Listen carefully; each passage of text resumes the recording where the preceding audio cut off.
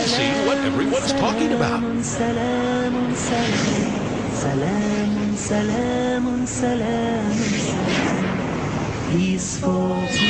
Bismillah, alhamdulillah, assalamu alaikum, peace be unto you. Welcome to another episode of the Deen Show.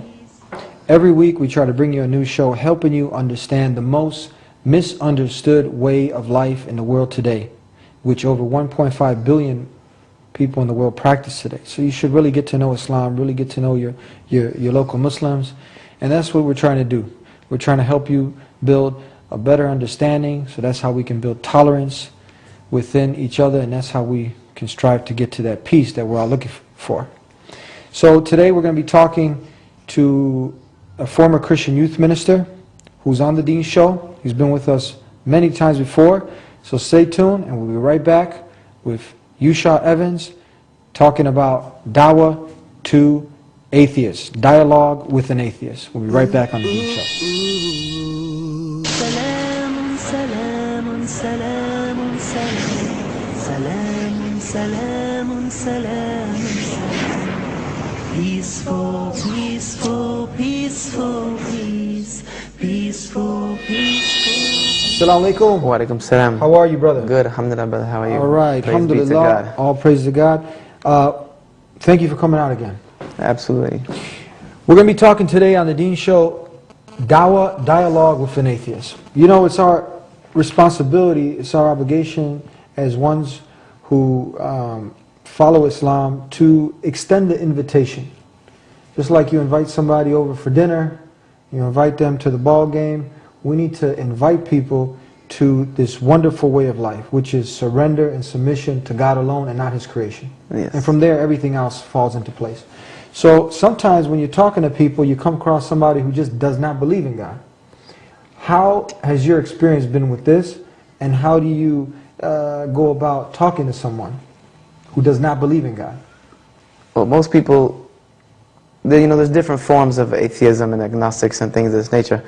They'll give you that science, proves there's no God, with the Big Bang and the expansion of the universe and, everything coming together through evolution and Darwin's theory and all of this other stuff.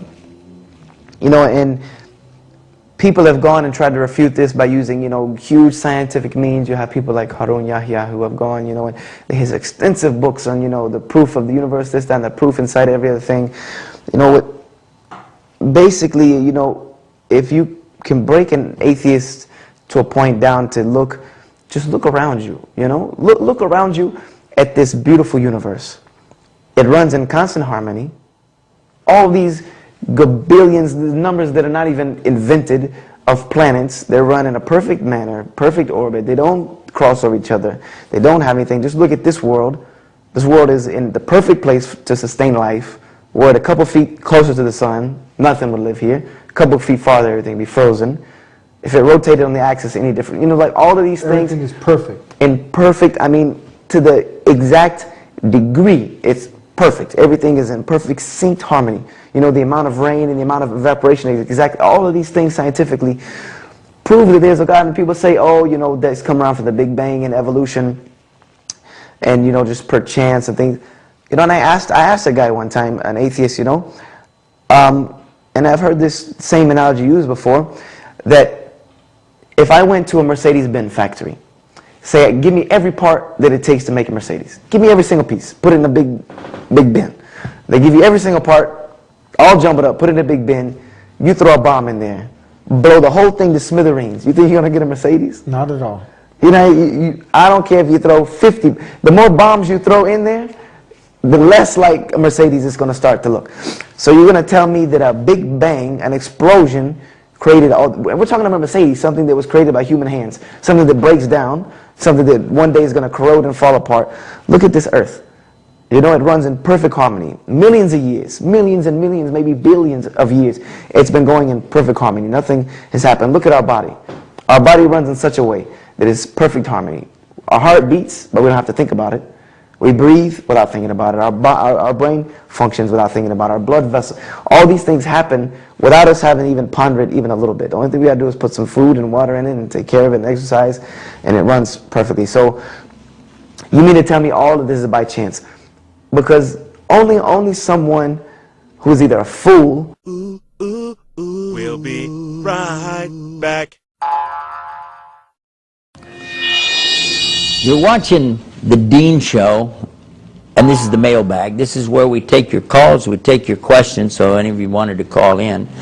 And for future reference, when it's playing as a recording, you won't see the phone number on the screen.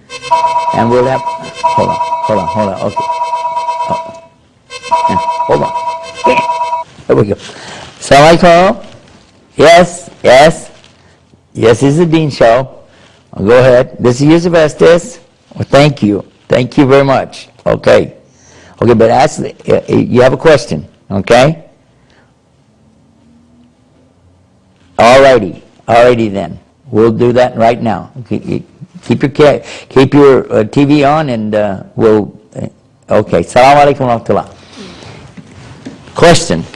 They called in and they're asking us about the subject of how do you prove there's God, and how do you overcome the question when somebody asks you that where did everything come from?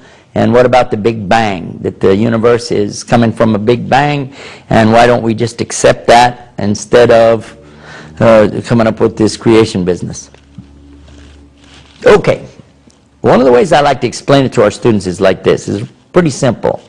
First and foremost, if they're not Muslim, I always remind them that we say, thank you for asking me about my religion, refer to the Quran and the teachings of Muhammad, and make sure they understand that this is not something you're going to make up on the spot. Okay. The next thing, though, is to ask them, what would happen if I take a water glass and I walk out to the pavement and I drop it? And it'll shatter into many pieces, splintered and break, and it'll just be destroyed, glass everywhere.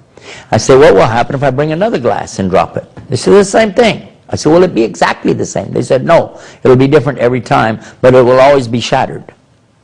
All right.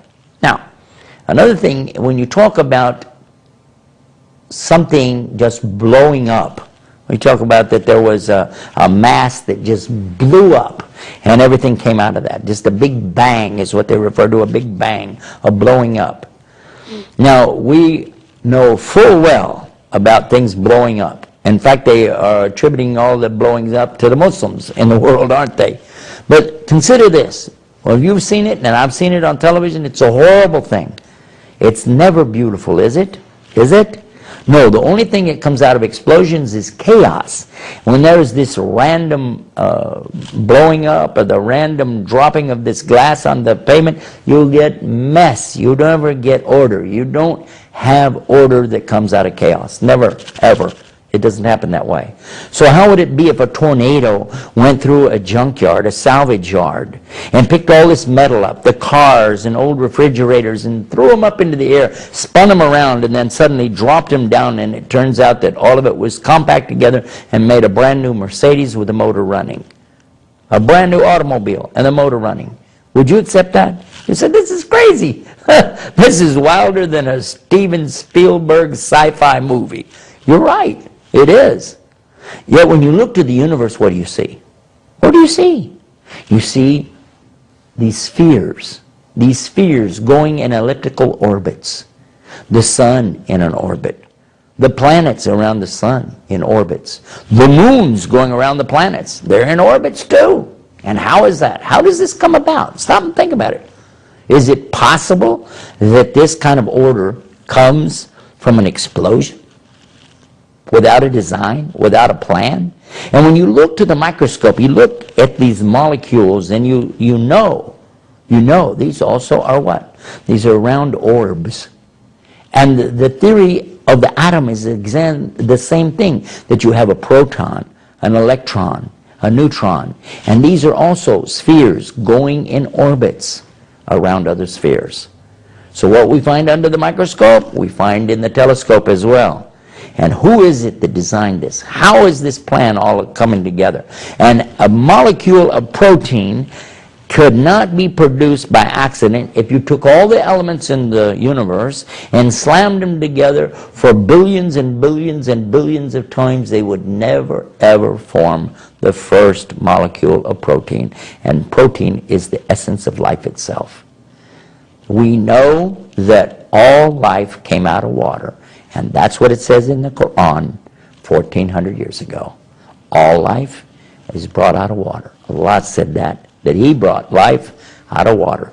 Go check it out. Go to scienceislam.com. Prove it for yourself. Okay, let's go back to the show. Already in progress. You're watching The Deen Show. Ooh, ooh, ooh. Only someone who's either a fool or someone who is so stubborn, because if you really break it down to most atheists, it's usually not because of these factors. It usually breaks down to something like, my little sister died when I was 10 years old. She was hit by a car, or, my mother died of cancer. Unexplainable events have happened in these people's lives that they don't want to attribute, so they gave up on God. They gave up on God.